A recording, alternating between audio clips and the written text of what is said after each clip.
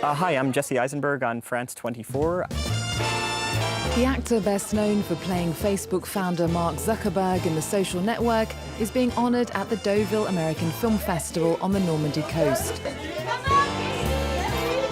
I am in Deauville, here to present my first movie as a director called When You Finish Saving the World. The film stars Oscar-winning Julianne Moore and Stranger Things actor Finn Wolfhard. Jesse Eisenberg, hello. Hello. Now, you're in Deauville to present your first film as a director. Oh yeah, thank you. Your film Night Moves won the Grand Prix here a decade ago. Yeah. Your name is now on the boardwalk alongside lots of other famous names, and you're getting a Deauville Talent Award. What's all that like?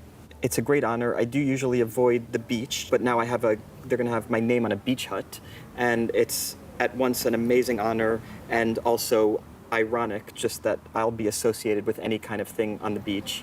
I'm, thrilled to be here. This movie I was in, as you mentioned, Night Moves, won this award 10 years ago, but I didn't get to go because we were busy doing something else. And I just was disappointed because I'd always heard that Deauville is like the place to go. It's this gorgeous beach town, this beautiful festival in France, but that celebrates American cinema, which to me seemed so unusual because, I think as an American, French cinema is the pinnacle of sophistication.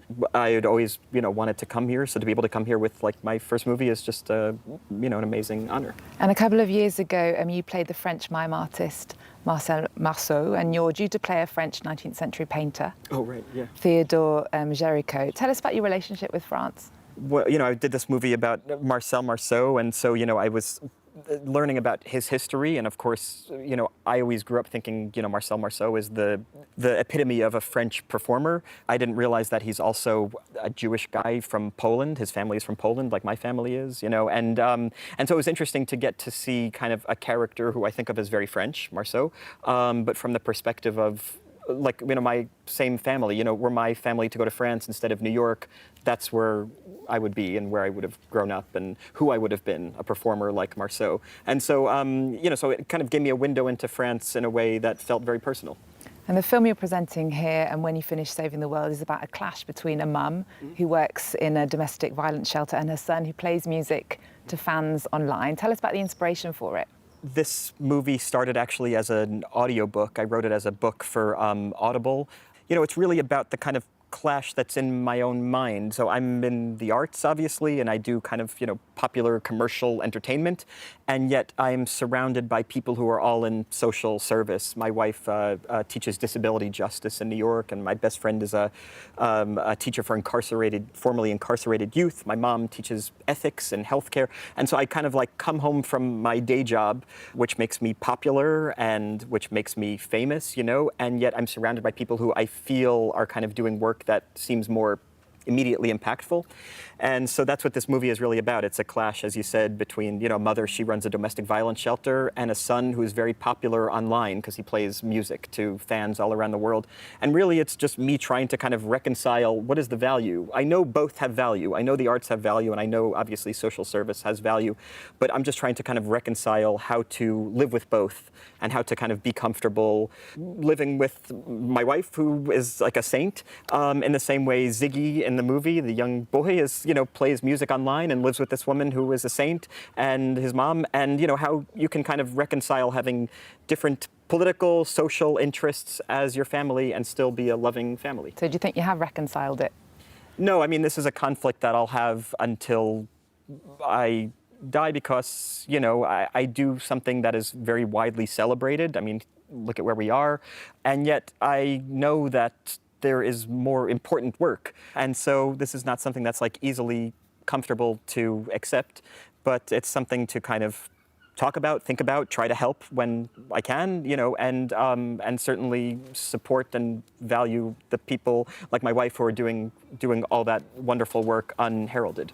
Now, there is a lot of talk in the film about how artists should use their platform to talk about social justice, for change. What do you think? I don't really think that, but the characters in the movie are social activists, and there's some performance elements in the movie. So these characters are talking about how it's very important to use their performance for social change.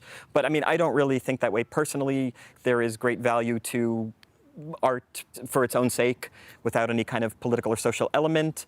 And oftentimes I do think, when we over-politicize art, it can kind of make it less artful, and then you lose the value of the art. Ziggy is the son in the film. He brags about having 20,000 Yeah. followers online who he plays his music to. One of your breakout roles was as Mark Zuckerberg in The Social Network. How much are we reliant on social media for validation these days? I am not on social media. I'm not on any of these, apps, but I recognize that it's become, a completely ubiquitous form of communication. But, there's something funny about, a kid performing online and he has 20,000 followers. But, I always thought it was funny, like, what would the view look like if you had a camera in the room? You'd see this kind of kid pathetically in his bedroom, who tied a lamp up to his computer and put a little poster with his name on it behind his head. And so there's something like really funny and kind of pathetic about this kid who otherwise seems like a rock star. So why aren't you on social media? Well, I'm such a public person. I'm here now talking about myself and my dumb, unfully formed views about the world. So I am just like, go home at the end of the day, and I'm just mortified that I had to talk so much about myself. And so I don't have any interest. But if I was not an actor, if I was not a public person, I'm sure I would love it, because it's fun to, interact in that way and to get your thoughts out. I'm sure it would be fun. And the dad in the film, he calls his wife and his son narcissists. Mm-hmm. The characters aren't that likable. You often play characters that aren't likable. Why is that interesting? Likable is a kind of a term that we use not really for people as much as characters in movies. And that tells me that there's something a little bit commercial about it, that you play a likable person so that the audience can feel like they would do the same thing as you or something. Or I don't know why that has become like a very important thing in movies, where you're trying to kind of reflect the human spirit. The movie should be trying to reflect the, human experience, and in all of its complicated areas. I find it very difficult as an actor to play just a completely sweet, likable person. Have you ever played a sweet, likable person? Yeah. When I started acting, like the first movie I did was this movie called Roger Dodger. It was like a very good New York independent movie. And I played this very kind of sweet, charming, innocent young person, and so that's all the parts that I got sent after doing that movie. So yeah, for a while I was playing these very sweet characters, and the challenge for me is that I'm very self-conscious of the fact that everything I'm doing has to kind of be seen by the audience as accessible and relatable, and that's just very, I don't know, it's a kind of a strange burden. And you're in Deauville to be honoured as well for your work, as well as presenting your first film. You've played so many eclectic characters, Lex Luthor in Batman vs Superman, the Facebook founder, radical environmentalist, a mime, a magician. You've worked twice with Woody Allen.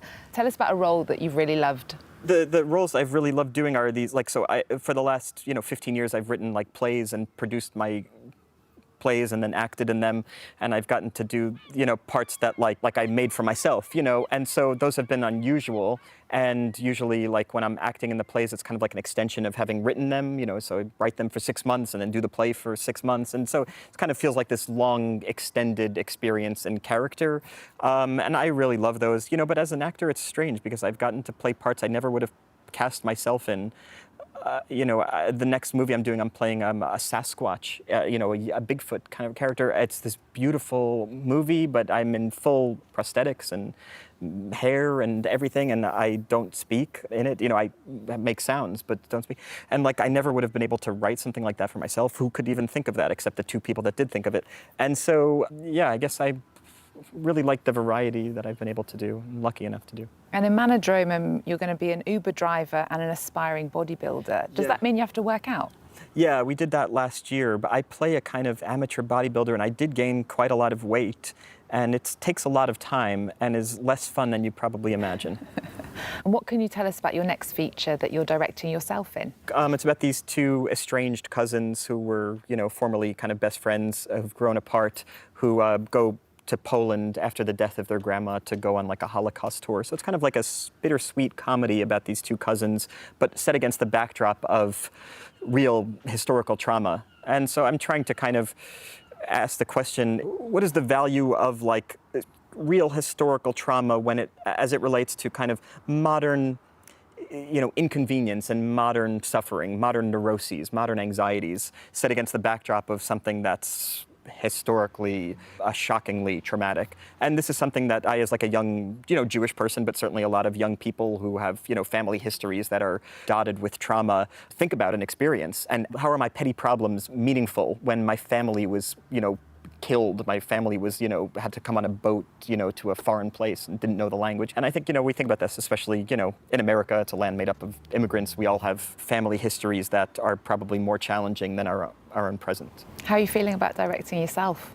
Well, I really don't like looking at myself, so I don't watch really movies I've been in. I remember the first time I saw the side of my face in a movie, I was just like shocked, because you never see the side of your face, which is, for me had been a blessing up until that point. And, I'm gonna have to get comfortable, looking at myself. Yeah, but luckily I have the most wonderful other actor. Kieran Culkin is playing the other part. So, if I get a little too self-conscious, we'll just switch the camera over to him. He has a very nice profile. Okay, well, good luck with that. Thank you so much. Thank you so much.